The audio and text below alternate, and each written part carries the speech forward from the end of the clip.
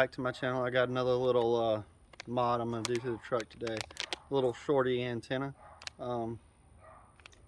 It should be fairly simple to use, dummy proof I guess you could say. Right, guys, let's look inside the package. Comes in this little plastic zip up bag. Then we have the antenna itself. Comes pre-installed with thread locker. Then, like the mystery tackle boxes, stickers. So let's get this thing on.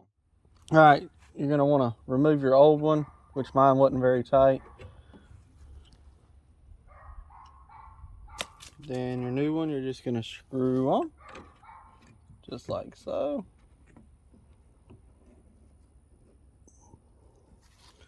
See if I can get it to turn on around. I'm using a wrench, you don't have to, but I don't want it to disappear, if you know what I mean. Get it lined up like you want it. And that's it. Fairly simple. I think it looks pretty good. Much lower profile than it was. I'll update y'all on radio signal and whatnot. But first impressions is I like it. I'll leave a link in the description so y'all can check it out for yourselves. And again, thanks for watching. Remember, like, subscribe, comment. Thanks, guys.